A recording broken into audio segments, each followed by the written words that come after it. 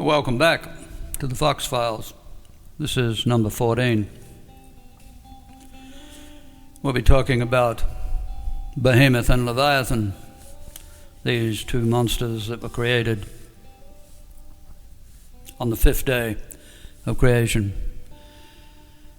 who dish up a large amount of aggravative weather during the tribulation, if I've read things right. Now, you don't want to be thinking to yourself, this is gloom, gloom, gloom. Well, it's not. Information is better than good food, we're told in the books. We must know this is coming. Now, you don't want to be running naked through a briar bush, do you? And it's the same. You have to be ready. We are told we have good rewards at the end of this. And Christ has gone through a huge amount of anguish and pain to prove to us there's something on the other side. If you don't believe that, you shouldn't be listening to these broadcasts. So don't think it's all gloom, gloom, gloom. But we must learn these things, and that's why they're bothering to cover it up. We're bothering to dig it up. So we will be giving you some verses that point towards Leviathan and Behemoth. So get your pencil and your paper ready. You can read about them in Job chapter 40 and 41. We'll be also having a good look at the book of Enoch. In the book of Enoch in chapter 60, they're going into much detail about how these two monsters can change the weather. It seems that the author of chapter 60 is a grandson to Enoch, because he talks about Enoch being taken up.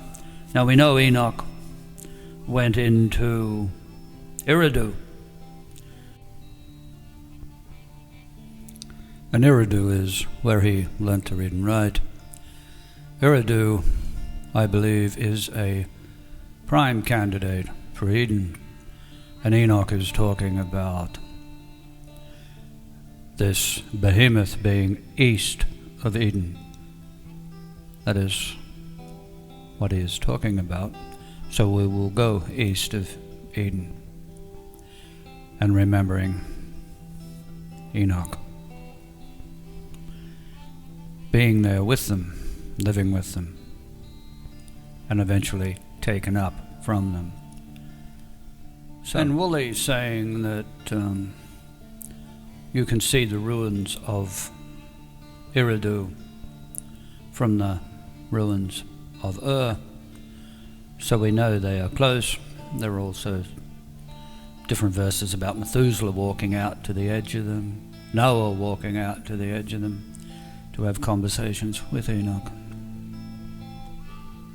And he lived with the angels, the watchers, as some call them, and it was there he was taught to read and write. He was the first man who learnt to read and write, and I guess that's where the word erudite came from, as a scholar or a knowledgeable person, because Enoch actually seen the tablets, the big game story, right through from Adam to Armageddon. He'd seen the whole lot, and he documented it down, passed that on to Methuselah, and Methuselah certainly passed it on to Lamech, the father of Noah.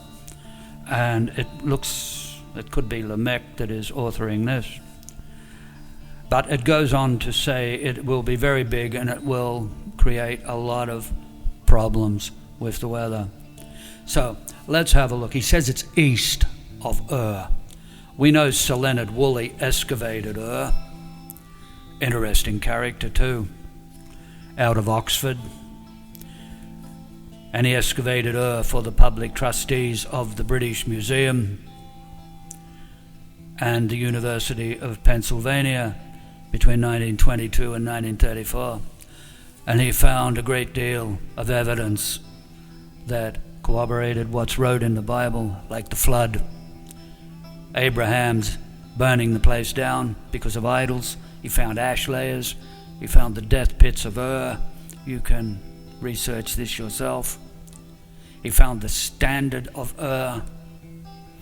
Interesting looking depictions in that when you have a look.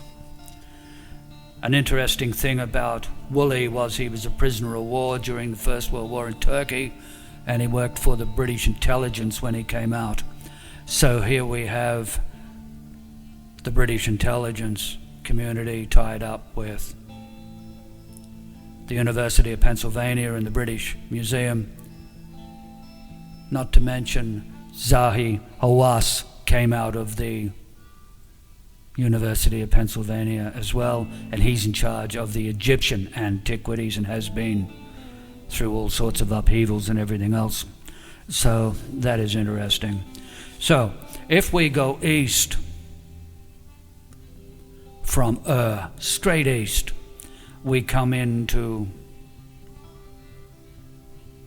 Persia, we come into Iran, to an area that is rich in nickel and copper, in the Kerman province, and steel, a very metal, mineral rich area, big mining area for the Persians, for the Iranians. If you wish, you can type in QAL' space HASSAN space ALI. Type that into Google Maps. It will take you there. It will take you to Kual Hazan Ale. It is a dormant volcano with 14 Mars. I believe that the tectonic boundaries are Leviathan and Behemoth. If you have a look there, you will see that Kuala Hazan Ali sits beneath the desert with the desert on its back. And it's not a stretch of the imagination to say that its ribs are of bronze, like Job's saying. With all that mining going on around, it also lays under the lotus flower. The Iranians have a lotus flower day. There's lotuses all through there. It lays beneath the marshes of the rivers, and if you follow the rivers through the Fertile Crescent, you will come to the cedars. It also wags its tail like a cedar and does damage in the cedars, I imagine, and we are having all sorts of earthquakes in southern Turkey, and I would be very surprised if Leviathan acting up in the Mediterranean wasn't the reason that the big megalithic architecture at Baalbek has unfinished blocks. And I believe it will be Leviathan running on through Santorini and through Cyprus and across through there that have probably caused the upheavals in the Mediterranean that has put a stop to the King of Tyre and left those merchant ships sunk at the underwater jetties in Crete. But that's just my opinion, and I might be hallucinating, but these things are there. Kual Hazan Ali could be a forerunner to this. Now, if we slip back to Mother Shipton briefly for a moment, she talks about the volcanoes singing like choirs around the place and all sorts of upheavals. If we slip into the New Testament to the end times, for Mark, Luke, Matthew, they're all talking about volcanic activity. Christ is talking about it. It's mentioned quite often. Revelation talks about big earthquakes. The book of Baruch when I use the book of Baruch, I use the Apocalypse of Baruch and the Assumption of Moses, remember, translated by Oxford. Also, Sir Leonard Woolley, by chance. You won't guess where he was trained. Sir Leonard Woolley received his university training at New College, Oxford. So we're back to the swamp again, even so far back. These critters span generations. Time is not an issue here. This is bigger than time. So in Isaiah chapter 27, after the punishments are finished, Leviathan is silenced and disabled, if you like. So there is obviously a quiet time afterwards. And in the book of Baruch, the Apocalypse of Baruch, in chapter 29, it tells us these upheavals from Leviathan and Behemoth seem to be during the Messianic time. And the land and the sea is where it is. It's also a male and a female, and the male has smoke coming out its nostrils, and the other is in the sea. It says it multiple times that Leviathan, the female one, is in the sea. It'll be the tectonic boundaries. That would explain quite a lot, wouldn't it? And then if we have a look at the, what could you say, the coincidences that seem to be running parallel with this time, is we have a new capital in Egypt. They're moving at 100 kilometers inland. We have Jakarta moving to the middle of Borneo, I think, or to Borneo there somewhere. So and they're saying they're doing that because it's sinking, all right? They're certainly getting it away from that activity, volcanic activity that carries on nearby to where it is now. So it would answer a few questions if they knew this was going to happen. They also are not going to tell the multitudes that you want dumbed down, in debt, working for fiat money so they can keep acquiring bullion with these paper nothingnesses that they create. So you don't want to spook the herd. But it is wrote there, and they have been going to a great deal of trouble to get answers out of that area for a long time now. So that is what we've got to say about Behemoth and Leviathan. It's just my opinion, and it's an interesting subject, but you can have a look at those tectonic boundaries and places of interest that may give us volcanic activity. I believe Kanchacha's mountains will probably play up too. Mother Shipton does mention 3 big mountains of fire that go off together, so that will be anyone's guess where they are, but as far as I know, 14 Mars. That's quite big, Behemoth and Leviathan.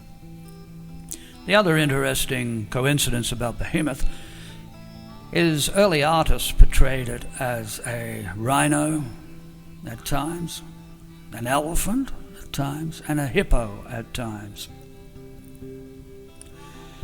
If you have a look inside the crater, the main crater, back at the soil-eroded edges, which are like mountain ranges, one can see, if it's not an illusion, the depictions of, hippos and rhinos and elephants there. Maybe early artists got that descriptions from armies and explorers in the old days. Now, if you have a look at the point of land, that peninsula-like point that goes across out into the Strait of Hormuz from the Arab Emirates into the Persian Gulf, That looks like a rhino. Actually, all that area looks like the snout of a rhino. And that horn actually points straight towards Kerman. And it points towards Kwa El Hassan Ale. So that is a little anomaly in itself, isn't it? So that is Behemoth and Leviathan. And Behemoth is, according to the Book of Enoch, able to influence the weather dramatically. So when the climate change, people and the gender benders and all the rest of them that say this is bigger than any time before, that's exactly what the books say. This will be bigger than any time before. They say that continually. All the tribulations we have suffered since the beginning come together. We'll get to that in other verses, but that is something to have a look at. You can do your research if you've wrote down your verses. And once again, as I've said before, the swamp is there. And remember, the swamp, what they tell you is a lie. And if they tell you the truth, most likely they've made a mistake. So, that is it for Behemoth and Leviathan. Thank you.